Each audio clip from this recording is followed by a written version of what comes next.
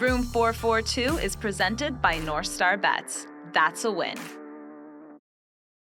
Welcome into Room 442. I'm Sarah Pararia, and guess what, guys? We are talking the fourth El Clásico of 2023. You heard me right, guys.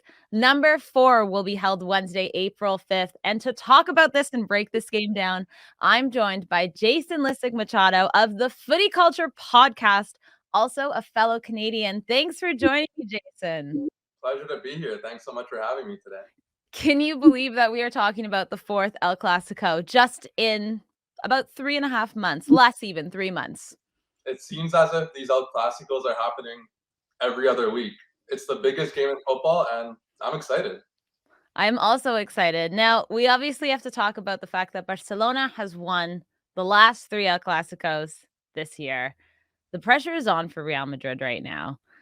Going into this, do you think that Real Madrid are prioritizing this game, knowing that they have Champions League around the corner next week?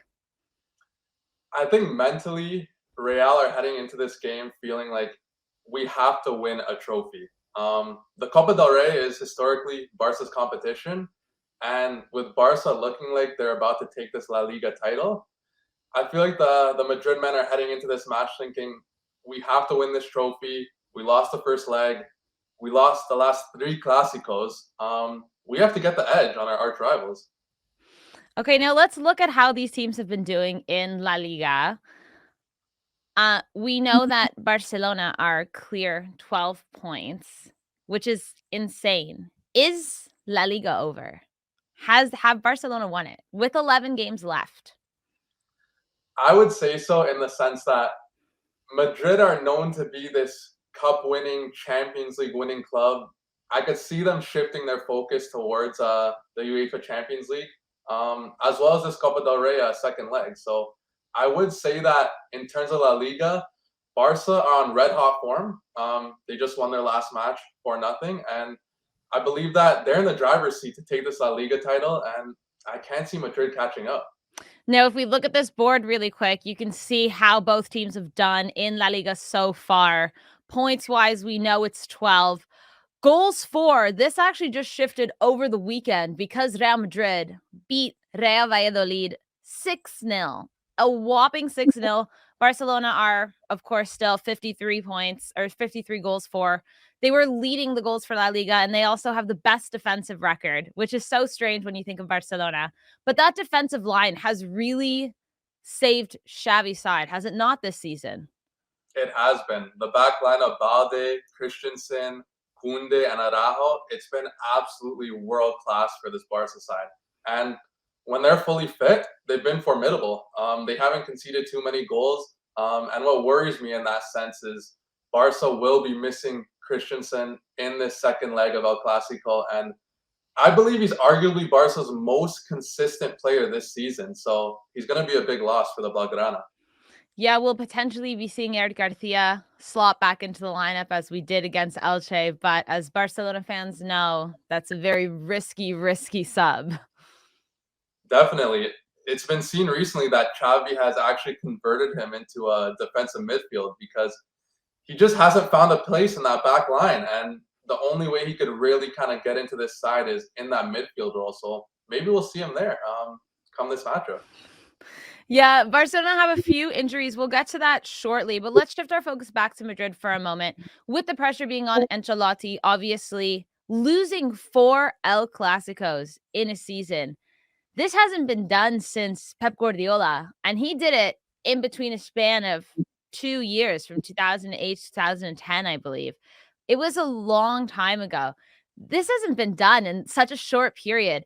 If you're a Madrid fan, are you worried that Ancelotti might play the same starting lineup? Because that's kind of been going around. He's played the same starting 11 besides Ferland Mendy, who got injured, and they slotted Nacho in.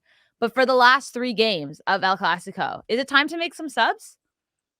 We do know that Ancelotti is notoriously known for sticking to his guns, but I believe he said in an interview yesterday that even though Modric and Kroos are his untouchables per se, he's going to look more deep into his bench and see to utilize the options he has there. We could potentially see a Camavinga take a bigger role in the match. Tchouaméni perhaps, but I do believe that Carlo Ancelotti will definitely have to look at other reinforcements because it clearly hasn't been working with his main men. Yeah, no kidding. I mean, to lose 4, though, I think would be disastrous for Real Madrid. But there is one man who had a smashing weekend, and that is Karim Benzema coming back into form, we think. He's been going through injuries. We know that he hasn't scored since February. And then he puts on a brace against Valladolid, scoring a hat trick in just 7 minutes. Light work for him. How important is that for Real Madrid, knowing that Big Benz is looking dangerous right now?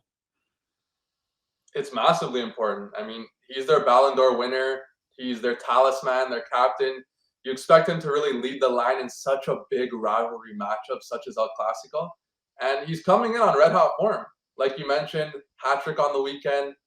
He's going to be looking to combine with Vinny Jr. and potentially Rodrigo on that right flank. And I think this has to be a statement game for Benzema this season because coming off of that red hot season last year, I think it's time for him to turn up this time around. Yeah, absolutely. Pressure is on. Now let's shift our focus back to Barcelona, obviously. Uh, you know, knowing they can beat Real Madrid, whether it's at the Camp Nou, at the Santiago Bernabeu, or even in Saudi Arabia, but they are suffering from several injuries in Pedri, Frankie de Jong, Christensen, and of course, your favorite, Ousmane Dembele. How do you think this is going to affect Xavi's side, specifically in the midfield, losing Pedri and Frankie? Well, he's definitely going to have to look into his locker and see what reinforcements does he have. We could potentially see a midfield of Busquets, maybe Kessie slotting in, as well as Sergio Roberto, who is Barca's good-to-be-known utility player, and potentially Gavi in a left-wing role as opposed to a usual midfield role. It's not going to be easy. De Jong has been one of Barca's most consistent players this season. Pedri not available yet due to injury. So I think these reinforcements are going to have to step up. Kessie had the goal in the first leg. It was credited as a Militao own goal, but he was the driving force between that goal. So I think they're going to step up big. I think the time is done for them to shine, and why no bigger chance than in El Clásico? And speaking about players shining, we also saw some Barcelona players coming back into their form over the weekend in Ansu Fati and Ferran Torres. Both players hadn't scored since October of 2022, and we saw them both get on the scoreboard. When Fati scored that goal against Elche over the weekend, you could see it on his face how much that meant to him, especially with those comments coming out in the media from his father. This was, I think, crucial for Barcelona, who are struggling to score. And then you have Lewandowski, who also hasn't scored in over a month and gets a brace of 2. I think this is everything Xavi's side needed heading into Wednesday's match against Real Madrid. Most definitely. He said in the press conference yesterday, attackers need to be in good form. They need that goal-scoring instinct to be able to be confident in these big matchups. And the fact that Ansu Fati, Ferran Torres, who have been having lackluster seasons, not getting too many minutes, both got on the score sheet and are definitely going to look to take up big roles in these El Clásico matchups due to injury. I think it's time for them to shine, and I think they're in red-hot form heading into it, and I'm poised for them to definitely make a big impact. One other Barca player I have to talk about is obviously Gavi. There's been a lot of rumors circulating around him as well after the last Clásico, heading into the international break with Spain.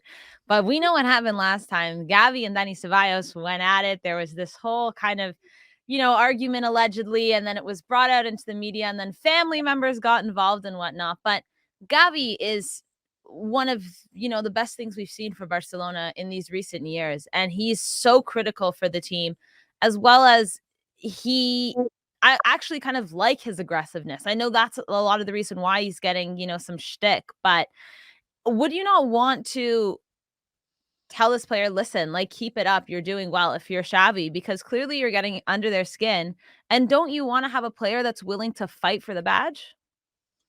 Gavi is the perfect example of a player you love to have on your team, but hate to play against. He's a passionate player, and you need that in every side. You need that gritty kind of player who's ready to fight for his teammates and really fight for that ball every time. And I believe I saw a stat that Gavi has the most fouls out of any Barca player this season. So he's ready to put a foot in no matter who his opponent is.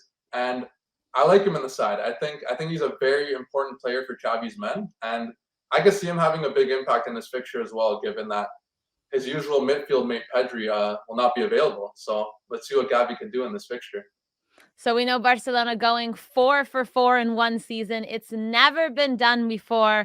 It's interesting that Xavi's side, after getting knocked out of the Champions League yet again, can be breaking such a massive record for the club of Barcelona. What is your prediction for this match? I think it's going to be very intense, several goals, but I want to hear what you think is going to happen at the end of the second leg of the Copa del Rey. I mean, you know me, I love a cagey affair. I think it will be a goal fest.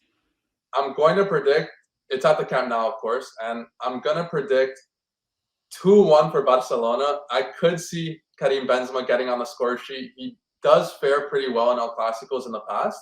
And on the flip side, I could see Xavi's men coming into this game with a sense of confidence and a bit of relief in the sense that there's not too much pressure on them, knowing that they don't have their top guys.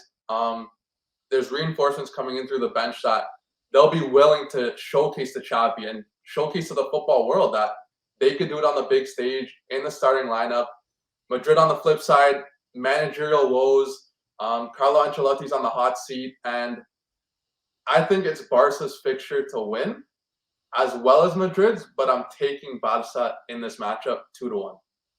Yeah, I'm going to go with Barcelona as well. But you know what? I see even more goals. I see this going 2-2 and potentially into extra time, or 2-1 for Madrid and then into extra time. Barca win it then, because we know Barcelona are up 1-0 in the first leg. I honestly think they are going to drag this game out. I think everything's going to be left on the pitch, but that's what you want from El Clásico. What more can you want? It's the #1 rivalry in world football, and we have to celebrate it. Absolutely. So the second leg of the Copa del Rey will kick off Wednesday, April 5th at 3 p.m. Not 5, sorry. Thank you so much, Jason Lysik-Machado from the Footy Culture in Toronto. Thanks for having me. Absolutely, guys. Enjoy El Clásico. We sure will.